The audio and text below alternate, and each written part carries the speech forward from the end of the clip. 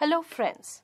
In our broad theme on the Indian Constitution, today we will be discussing the Prime Minister of India. In England, the Prime Minister is regarded as the keystone of the cabinet arc. Just like in England, in India too, Article 74, Section 1 of our Constitution clearly states that there shall be a Prime Minister at the head of the Council of Ministers. Almost all the powers that are being enjoyed by the British Prime Minister by means of their conventions are more or less applicable for the Indian Prime Minister as well.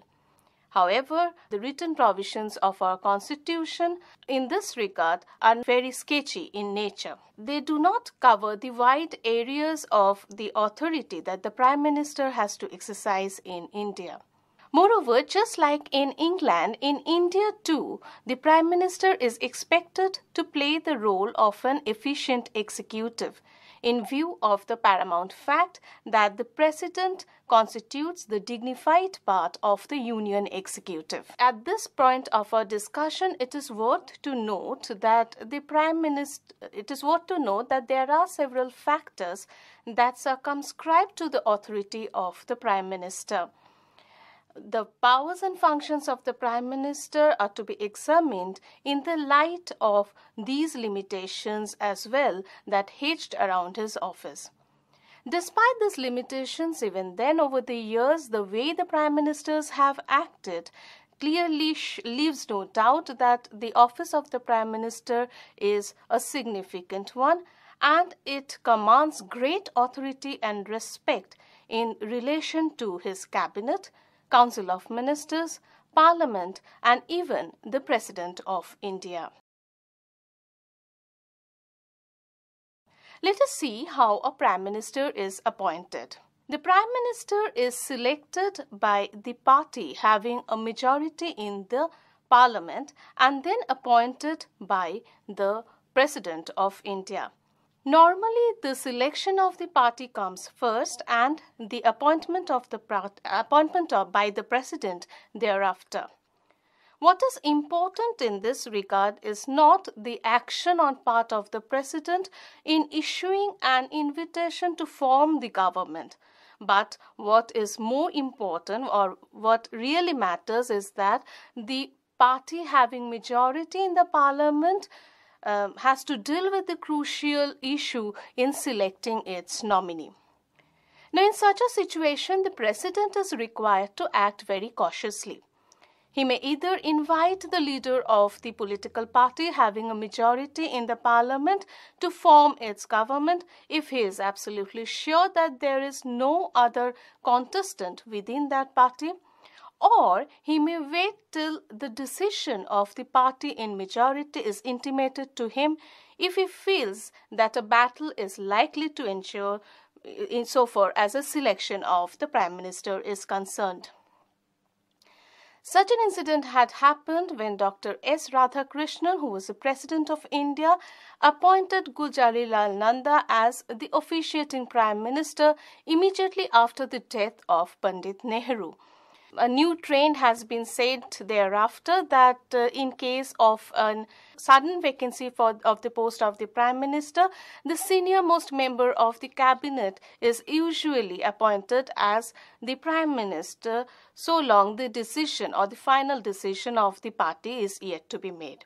Such an incident had happened several times. An exception to the said pattern can also be noticed in the year 1984 when the then President of India, Gyani Zail Singh, appointed Rajiv Gandhi as the Prime Minister immediately after the assassination of Mrs. Indira Gandhi on the advice of the senior most cabinet ministers. Rajiv Gandhi, however, later on was accepted by the party members for his Prime Minister candidature. Now, what is interesting to note here is that the language of Article 75, Section 1 of our Constitution is very inadequate. In fact, it simply says that the Prime Minister shall be appointed by the President. It says absolutely nothing so far as a discretionary authority of the head of the state is concerned, nor does it say anything so far as a prime minister, if he is not a member of, if he happens to be not a member of the parliament. So it can be inferred from this particular provision of our constitution that the president at a time of emergency or in extraordinary situation, he may exercise his individual judgment in appointing the prime minister. Here it must be noted that the extraordinary situation implies that no political party is in a position to secure or exert their absolute majority in the parliament. Now, it also can be inferred, an overall assessment of this particular provision of our constitution clearly indicates that the president can appoint any person as the prime minister provided he fulfills two conditions. First of all, he has to have the support of majority behind him, and in case he is not a member of the parliament, then he is required to secure a seat within next 6 months from the time of his appointment. And this has what happened in the case of Narasimha Rao when he was appointed as the Prime Minister of India. Now let us see the term of office of the Prime Minister. Generally, the Prime Minister stays in his or her office for a period of 5 years. That is from one general election till the next parliamentary election. Now, if the period of Lok Sabha is enhanced at an extraordinary situation, then it also indicates that the tenure of the Prime Minister will also be enhanced. But on the other hand, if the Lok Sabha is dissolved before the normal tenure of before the normal term of 5 years, then it also indicates that the term of the Prime Minister will immediately come to an end. So in other words, we can say that the term of the Prime Minister actually depends on the tenure of the Lok Sabha or the normal term of the Lok Sabha. Let us now assume the powers and functions of the Prime Minister. The powers and functions of the Prime Minister can be derived from two major sources. They are firstly the constitutional provisions which are assigned to the Council of Ministers along with the Prime Minister, and secondly from the norms and the conventions of a parliamentary democracy. Now, in order to understand the powers and functions of the Prime Minister, it is essential for us to examine the relation which the Prime Minister shares with that of the President of India, the Council of Ministers, the party that he belonged to, the Lok Sabha, and lastly and but not the least, the popular masses of our country. For our convenience, let us examine this relation in the following manner. The first of all, the relation that we need to take up in this respect is the relation between the Prime Minister and the President of India. By virtue of being the leader of the Council of Ministers, the Prime Minister is actually the chief advisor of the President of India. Though the administration of the entire country is carried out in the name of the President, but it is done so on the advice of the Prime Minister. The Prime Minister not only advises the President so far as the Council of Ministers are concerned, but he also gives his advices with regard to important governmental appointments, like the appointments of the governors of different states, the appointment with regard to the Attorney General of India, Comptroller and Auditor General, Chief Election Commissioner, and so on. Even the decision to proclaim an emergency, which is usually being done by the President of India, but he does so only on the advice of the Prime Minister of India. The Prime Minister is basically the sole channel of communication between the President on one hand and the Council of Ministers on the other.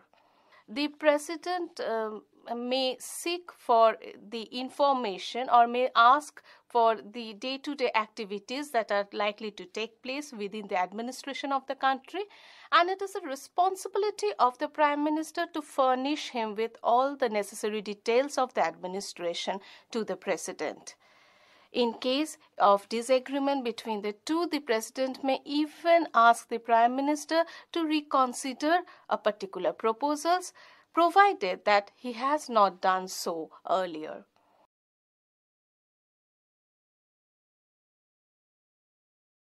Now let us examine the relation between the Prime Minister and the Council of Ministers. The Prime Minister is the leader of the Council of Ministers. Article 74, Section 1 of our Constitution clearly states that he is to head the Council of Ministers. Hierarchically, he is being placed at the topmost position. Now, so far as the Council of Ministers are concerned, they are appointed by the President but on the advice of the Prime Minister. In fact, Article 75, Section 1 of our Constitution simply says that the Council of Ministers are to be appointed by the President on the advice of the Prime Minister. This indicates that so far as the selection of the ministers are concerned and the distribution of portfolios amongst them is concerned, it is the exclusive concern of the Prime Minister of India. Not only that, we find that sometimes the Prime Minister intends to build up his cabinet as the cabinet of all talents. This was being done by Pandit Nehru at the very initial stages immediately after the independence, when we find that he included several non-congressmen in his cabinet. Now, if the Prime Minister enjoys the prerogative of forming the Council of Ministers, then he has equal rights in reshuffling or redistributing the portfolios amongst them.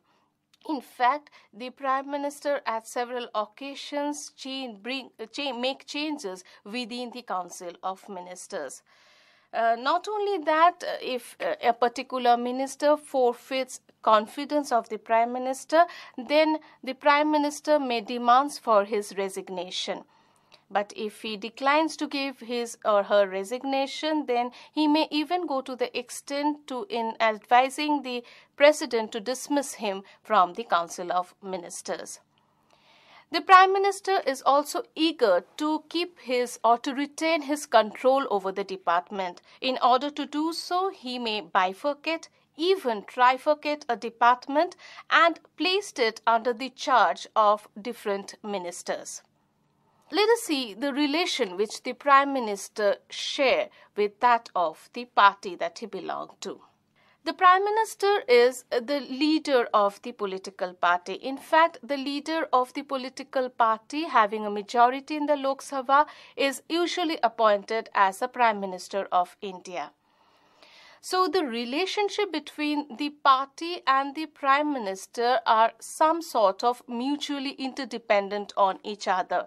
The Prime Minister receives the electoral support or the political support from the party or the organization that he belongs to, and as against it, the party also demands that the aspirations or the promises which the party had made before the people on the eve of the election to be fulfilled. So when the party is providing him with the electoral support, as against it, it also demands that the Prime Minister would be in a position to give able and quality leadership.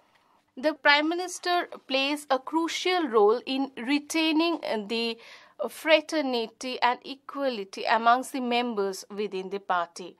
In fact, being the leader of the party, it is his responsibility to retain his dignity as well as the image of the party both within the house and outside it. The personality of the Prime Minister, on the other hand, is also being projected by the party through print and electronic media.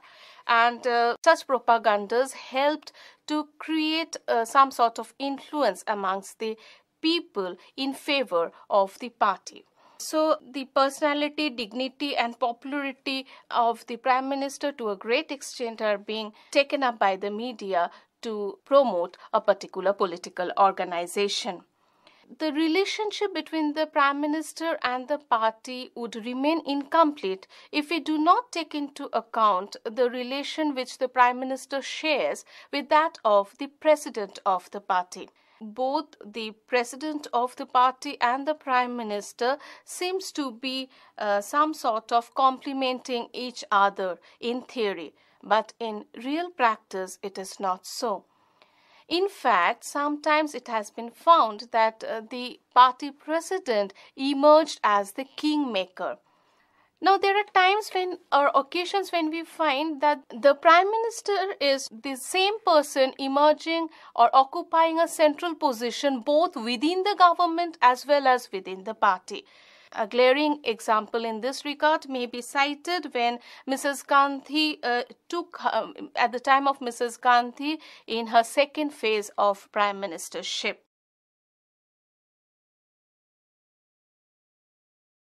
Now let us examine the relation between the Prime Minister and the Lok Sabha.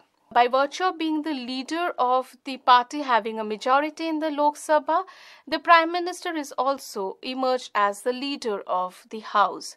As the leader of both the party commanding the majority and also as a leader of the House, he appears to be the central figure in the parliamentary affairs. Now, the Prime Minister plays a significant role so far as the Lok Sabha is concerned.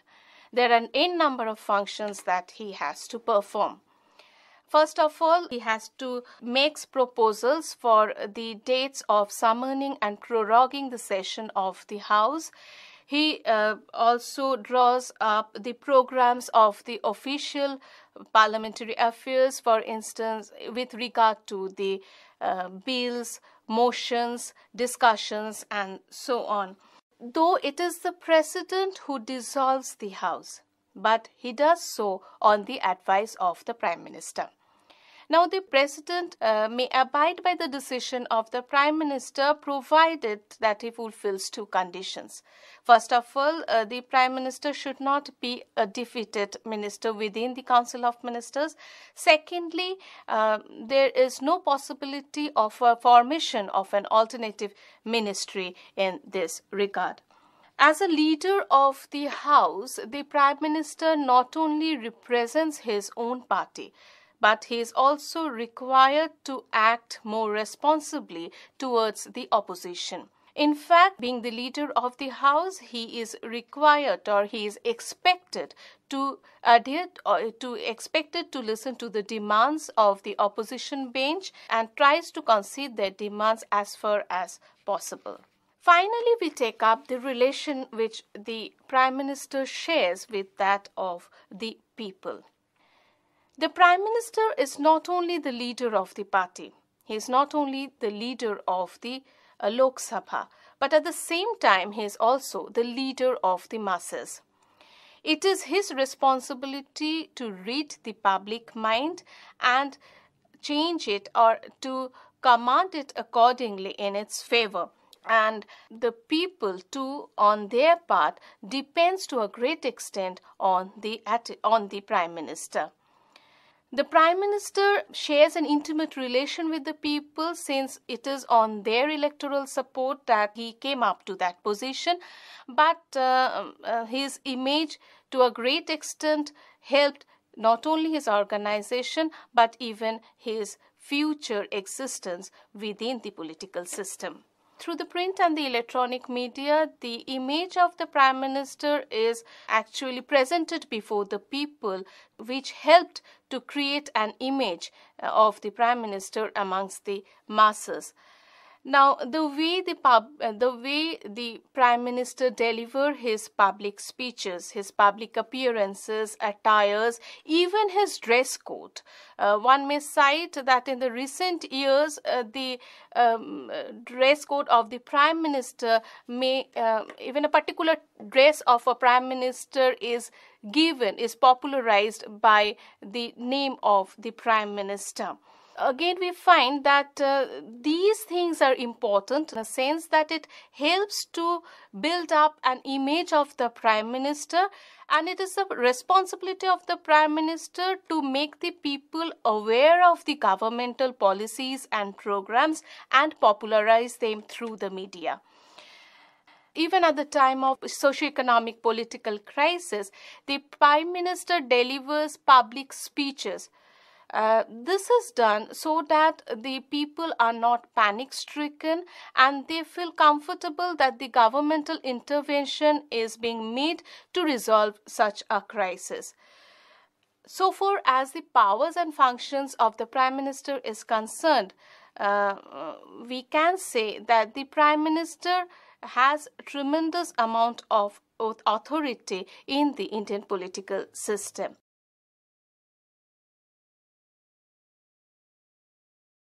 Let us now examine the position of the Prime Minister. The Prime Minister occupies a significant position in the political system of India. It has been argued that the position of the Prime Minister has been enhanced with the centralization of bureaucracy since it is being placed under his command. Not only that, many went to the extent in calling the Indian political system as the prime ministerial government. However, despite these enormous powers which the Prime Minister enjoys, yet we find that the Indian Prime Minister cannot convert himself into a dictator due to several constitutional and political obligations. There are several factors which curb the powers of the Prime Minister. First of all, the public opinion happens to be one of the important factors which to a great extent control the authority of the Prime Minister. The Prime Minister to a great extent has to depend on the feedback of the people so far as his governmental policies and programs are concerned. Secondly, the several interest groups and pressure groups in order to fulfill their demands may exert pressures upon the Prime Minister, which in a way threatens his position. Thirdly, we find that the opposition bench and the media severely criticizes the programs and policies of the government, and in doing so, they actually proposes a check and balances so far as the powers of the Prime Minister is concerned. Finally, since the 90s, with an era of coalition politics, we find that the regional political powers has found to provide a constant check upon the powers of the Prime Minister. Now, despite these limitations, to conclude, we can say that the Prime Minister or the powers of the Prime Minister is not always constrained with the political situation. Along with the political situation, much depends on the personal equation of the holder of the office. In fact, if the Prime Minister is able to establish his legitimacy over the constitutional and institutional power structure, then he is in a position to exercise more powers than one whose support structure is confined or restricted within the legal and constitutional structure of the political system. Thank you.